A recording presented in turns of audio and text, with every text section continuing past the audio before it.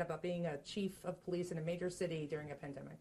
So that was very difficult because one of the things as a chief of police, and I've heard many chiefs repeat the same thing, you want to find ways to protect your officers. You feel responsible for their safety.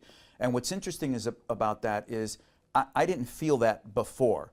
Obviously, as a sergeant, a lieutenant, you're always worried about officer safety. You don't want anybody to be harmed.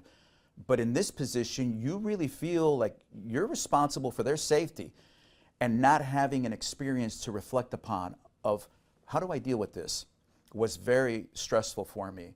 I struggled with, if I don't find a way to prepare this department, I could lose X amount of officers under my watch. And I don't want, obviously, for anyone to become sick, ill, and ultimately potentially lose their life. So I would literally be up at night thinking, what can I do? How do we do this? How do I separate officers? How do we handle calls? How do we remain safe? Where do I get equipment? Our communications, I thought, well, if somebody gets sick there, well, we can't send everybody home in quarantine. Somebody has to answer these 911 calls.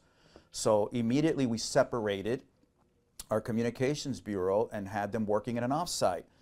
They weren't happy about that. They're comfortable here. Here's where they're used to working, where they have their equipment, they have their locker, the cafeteria. But as people started to become ill, then they were grateful. But all of that process was difficult. I was ultimately pleased with the things that we were able to do. And the amount of people that were thankful for the things that we implemented here was fulfilling. But, was it stressful? Yes. Yes, it was. And then also you're dealing with, there's brand new codes for a brand new thing called the new normal. That's right. That everyone's trying to figure out what that means. You have things like mask mandates that come out. And even during that time where we were safer at home, all of a sudden you have to enforce people aren't in parks. And construction sites are following mask mandates and social distancing. What was that like, as from the chief's position, managing that aspect too of the law enforcement intersection with the pandemic? It was complicated because besides everything that you just mentioned, we were also dealing with an incredible level of resentment towards law enforcement because everything that was going on across the country, from George Floyd and Breonna Taylor, et cetera. And so I'm mindful of those things, obviously, and I want to have a good relationship with the community here. And there was this resentment, and I was thinking this is going to be even more difficult because this exists right now. It's thick, you can feel it. And to have officers go and tell someone you can't be in the park, or you have to separate, or this business has to close when they're already struggling because customers aren't coming and they could lose their business, was something that was a very difficult challenge. And I was mindful that I'm putting the officers in a tough spot going out and doing enforcement.